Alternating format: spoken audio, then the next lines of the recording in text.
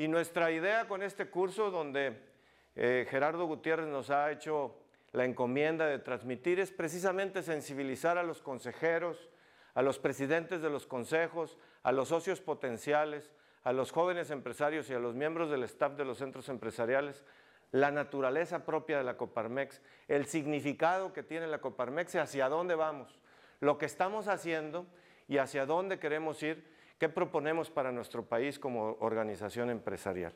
Y eso pretendemos reflexionar juntos estas próximas 6 horas, no es cierto, 2 horas. Como les decía, el curso tiene 4 módulos. Inicialmente es hablar un poquito de la historia. Cada hombre, mujer, viene de una familia, tiene una naturaleza propia. Hay veces nos preguntamos, bueno, ¿por qué los de mi familia tienen esta característica? ¿Por qué somos así?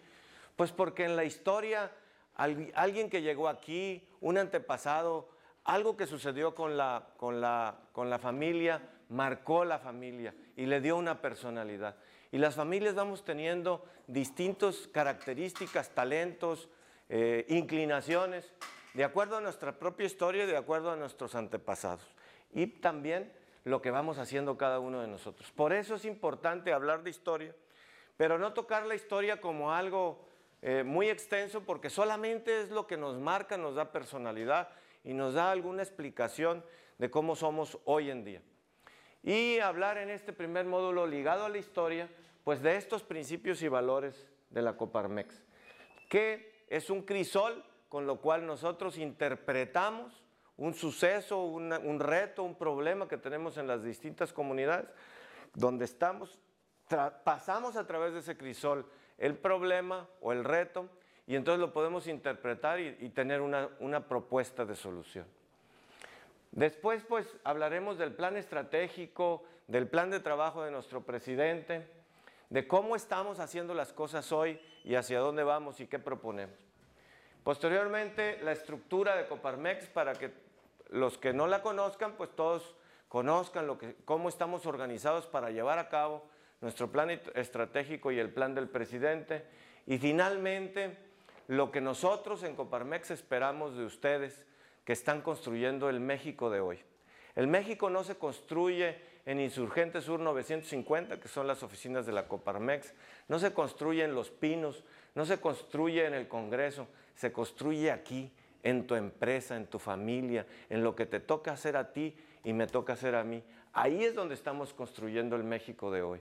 Y el México lo construimos todos y juntos, en la medida que nos podamos unir, que podamos identificar, que podamos tener objetivos compartidos y entonces trabajar juntos hacia un camino que sea el camino suficientemente ancho, pero que tenga un sentido. Ancho para que cada quien, de acuerdo a sus propios talentos, sus propias inclinaciones, sus propias maneras de pensar, pueda moverse en él, pero que tenga un sentido y que vayamos todos juntos.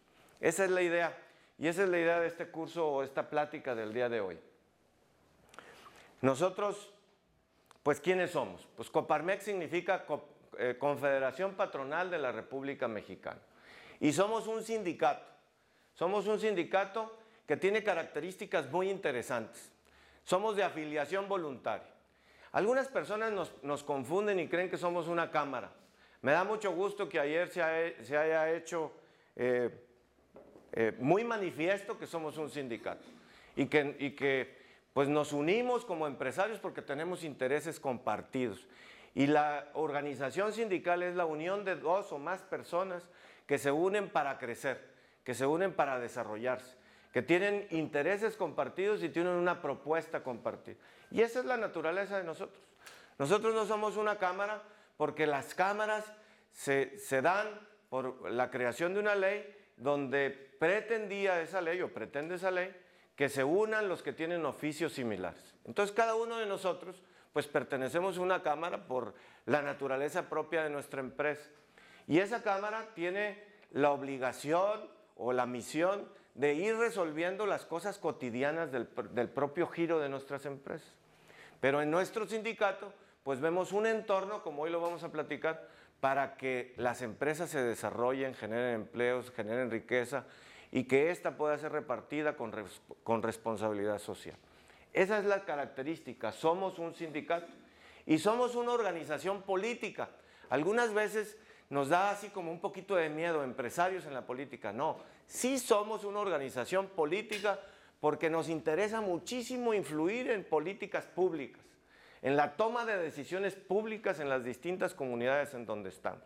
Por tanto, tenemos que ser políticos. El presidente del centro empresarial tiene que tener conocimientos políticos, pero nunca podremos ser partidistas, porque al ser partidistas, entonces segregaríamos a algunos de nuestros asociados, porque cada quien tenemos que respetar, cada quien tendrá su propia afiliación política, orientación política. Pero en el caso de la Coparmex, pues no podemos pertenecer a un partido político porque entonces ya enmarcaría la autoridad moral o la voz pública de la propia Coparmex. Pero sí políticos porque nos interesa influir con ellos. Y pertenecemos a una organización que durante más de 80 años ha estado marcando la agenda empresarial con propuestas positivas, con propuestas de desarrollo para nuestro país. Nuestro fundador fue don Luis Quesada en 1929. Algunos inclusive que nos confunden con un partido político por el color, pues están realmente muy equivocados porque ese partido político nació 10 años después. Nosotros nacimos en el 29, ellos se conformaron en el 39. Y nace a raíz, este señor es hijo del fundador del Grupo Monterrey, o fue hijo. Era el director de Relaciones Industriales del Grupo Monterrey, o creo que solo de cervecería, que era donde empezaron ellos. Y él llevaba, pues, había sido formado en los Estados Unidos, y él llevaba, pues, las relaciones entre la empresa y los colaboradores de la empresa. Y para él era muy dramática la iniciativa del presidente Portes Gil de la Ley Federal del Trabajo que se estaba publicando y en donde se incentivaba la creación de los sindicatos. Y entonces él dice, bueno, con esa misma ley vamos a hacer un sindicato, pero de empresarios. Y entonces están en la misma plataforma junto con nuestros colaboradores para poder llevar mejor las relaciones. En un entorno hostil, en un entorno en donde lo que se buscaba era el enfrentamiento entre la lucha de clases que entonces estaba muy en boga y era como una corriente ideológica. En ese entorno, don Luis Quesada convoca a empresarios de distintas organizaciones para que formemos un sindicato empresarial. En 1929 en el mundo, pues teníamos estados totalitarios, tanto de un extremo como del otro extremo era el entorno en donde se buscaba o se pensaba que era el Estado, que era el gobierno ejerciendo el liderazgo del Estado, el que marcaba y controlaba todas las actividades políticas, sociales y económicas de un país. Y así teníamos estados fascistas como teníamos estados comunistas, ¿verdad? Y teníamos en el 29 la peor crisis económica que hasta la fecha se había tenido y pues bueno, que probablemente hasta la fecha se ha tenido, esperemos que así sea, aunque cabe reflexionar que probablemente estemos en medio del inicio de una gran crisis económica que esperemos que se resuelva entre los problemas de Estados Unidos y los problemas de Europa. Ahora resulta que oyendo y leyendo algunos articulistas decían que nos deberían de consultar a nosotros que hemos pasado varias crisis, varios recortes de gobierno, que les podemos dar consejos, que no se pongan tan nerviosos los griegos, que van a salir adelante, ¿verdad? Además necesitamos que no estén tan nerviosos para que no se nos venga para acá. En México, pues estábamos en el 29, también se estaba creando el sistema político mexicano. Ese sistema que hoy en día todavía heredamos algunas de las instituciones que se fueron formando en aquel entonces. Instituciones buenas, malas, transformadas, pero hoy en día tenemos el beneficio o el padecimiento de esas grandes instituciones que se fueron formando durante muchos años de gobierno. Y un marco legal que atacaba a la empresa privada, una ideología, el sistema mexicano se estaba formando en una ideología más bien cargada hacia la izquierda socialista y antiempresarial. Esta confusión que que le molestaba a don Luis y proponía de enfrentar a los colaboradores de la empresa con la propia empresa. Y que bueno, pues todos los que tenemos unos cuantos años la vivimos y que todavía de repente hay algunos discursos en ese sentido en donde quieren enfrentarnos a unos contra otros. Y en la realidad vamos juntos, porque el hacer empresa, nosotros que nos toca hacer una empresa, soñamos en algo, pero sabemos también que no podemos llegar al sueño que queremos si no tenemos a otras personas, hombres y mujeres que nos acompañen, que nos ayuden a llegar a ese sueño. Y ese sueño será compartido. Al llegar a ese sueño, en el crecimiento hacia ese sueño, lo vamos compartiendo con nuestros propios colaboradores para llegar a él. Y el concepto de democracia en 1929 en México, pues poco se conocía. Unos cuantos afortunados habían tenido la oportunidad de estudiar y habían tenido la oportunidad de conocer estos conceptos, que a lo mejor para los jóvenes puede ser algo así como ¿por qué? Pues bueno, para la mayor parte de las personas no lo conocían el término de democracia. Distintas etapas ha tenido la Coparmex, desde la lucha ideológica para poder, la lucha jurídica para poder defendernos de nuestra razón de ser, y después empezamos a decir, bueno, ya estamos conformados, ahora qué clase de organización queremos tener. Y entonces tuvimos una etapa en donde los actores de la Coparmex deciden tener una doctrina, es decir, una serie de principios que hoy los vamos a tocar, algunos de ellos, con una orientación humanista, que era la propuesta, y que era la propuesta de ir juntos con nuestros colaboradores, no estar divorciados en una lucha constante, sino al contrario, tener un compartir sobre el reconocimiento de la persona. Y posteriormente el Coparmex se fue dando cuenta que era necesario en esta historia del país ir preparando al empresario y a sus principales colaboradores. Se fundaron muchos centros empresariales en todo el país y se fue teniendo esa vocación de cursos de preparación, de tal forma de coadyuvar al crecimiento, al desarrollo de las empresas. Y después entramos a la época de la crisis, en donde le hemos llamado la crisis porque pues fue la época en donde se renovó esta idea de la lucha de clases, esta idea de enfrentar a los empresarios con el gobierno, de enfrentar a los empresarios con los colaboradores de las empresas. Y era en aquella época del régimen presidencialista en donde pues si el presidente, el gobernador o el presidente municipal preguntaba ¿qué horas son?, ¿qué le contestábamos? Las que usted quiera, señor presidente. Y en la Coparmex, como nos ha distinguido la libertad, la independencia, la seguridad y el hablar con la verdad, pues no les gustaba que no les pudieras decir las que usted quiera, señor presidente. Y entonces lo decimos con mucha alegría, con mucho orgullo, pero pues también marca lo que somos y por eso lo decimos. Porque al ser independientes y al no seguirle el rollo al gobernante, sino al hablar con la verdad, pues el presidente nacional el presidente nacional de Coparmex fue declarado en el Congreso de la Unión traidor a la patria. Y entonces para nosotros ha sido así como un hito que marcó la personalidad de la Coparmex. Si el presidente es distinguido con el término de traidor a la patria, podríamos decirnos que es a la patria que alguien quería construir y que nosotros ayudamos a que no llegara, a la patria de dependencia, y que como a nosotros nos distingue la libertad, la independencia, pues entonces marca mucho la personalidad de lo que es Coparmex y de lo que propone Coparmex.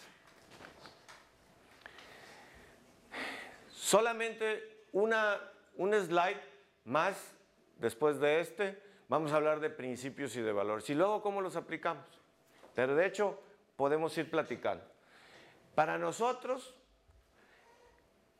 como una organización humanista, el hombre, por supuesto, hombre-mujer, es el centro de toda actividad humana. Las empresas, las instituciones, las hacemos los hombres para los hombres, no los hombres para las instituciones. No puede estar arriba de la persona ninguna institución o una organización superior a ella.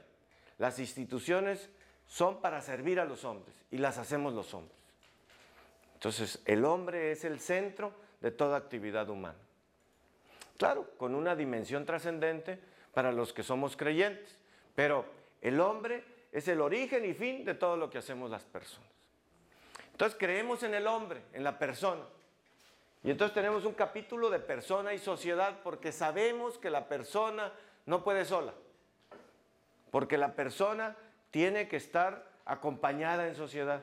Entonces creemos en la persona como el centro y creemos en la familia como la organización que forma a las personas para vivir en sociedad. La familia como la célula básica de la sociedad. Y creemos en la empresa como la célula básica de la economía. Hoy en día, afortunadamente, 80 de cada 100 empleos los generamos en las empresas privadas. Tenemos que ir como los países desarrollados a generar 90 de cada 100 empleos. Pero hoy en día, 80 de cada 100 empleos los tenemos en empresas. Entonces, creemos en tres dimensiones: en persona y sociedad, en familia y en empresa. Y todo hombre es persona. Creemos en la persona. Y todo hombre es persona, sujeto, dueño de sus propios actos. Para nosotros que estamos aquí, que somos adultos todos, nos suena como lógico, ¿no? Todo hombre es persona, sujeto, dueño de sus propios actos. Pero de veras, vivimos en una cultura de que somos dueños de nuestros propios actos. De veras en tu empresa, que tú eres el líder de tu empresa, que mucha gente confía en ti y que tú pones la cultura, eres factor importante de fundar la cultura de tu propia empresa. En tu empresa, todo hombre es reconocido como persona y es sujeto, dueño de sus propios actos. Yo me lo pregunto, porque no viviremos en una cultura de la culpa. No sé si a ustedes les ha tocado, no sé si en sus casas pase así o en sus empresas, pero no sé si, por ejemplo, por poner el ejemplo, que llegas a tu casa y de repente el control remoto, que hoy en día es un instrumento muy importante de convivencia familiar, se rompió. Y preguntas, ¿qué pasó aquí? No sé. ¿A quién se le rompió? No sé. No sé si les ha pasado. Pero cuando mis hijos estaban en casa, solía suceder, ¿no? Cuando llegas a la empresa, por ejemplo, para poner un ejemplo, y se descompuso el fax, que para los jóvenes el fax era un instrumento muy importante, que se usaba en las empresas para transmitir documentos. Hoy ya casi no se usa. Y se descompuso el fax, por ejemplo, o el escáner, y llegas y preguntas, ¿qué pasó aquí? No sé. ¿A quién se le descompuso? No sé. Y es más, llegaste de buenas. O sea, no los vas a regañar. Tú lo que quieres es averiguar qué pasó porque algo falló en un proceso y que a ti te gustaría que no volviera a suceder. Pues casi nadie se hace responsable y diga, yo fui. No les... O aquí en Hermosillo es diferente. Aquí no pasa. ¿Por qué? Porque vivimos en una sociedad en donde el que comete un error vale menos. Entonces, ya al valer menos, pues ya no está al mismo nivel de los demás. Si no sabes, vales menos. Si te fue mal, vales menos. Entonces, prefieres que no te descubran que a ti te sucedió. Y en lugar de poder investigar por qué te sucedió para poder corregir un proceso, pues vale más que quede en el anonimato. No vaya a ser que piensen que soy menos que los demás. Porque vivimos en lo que nos califican los demás a nosotros, ¿no? Entonces, somos dueños de nuestros propios actos.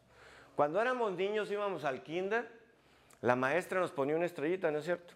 Si nos portábamos bien, no sé si les tocó a ustedes. Y si te la ponía y te la ponía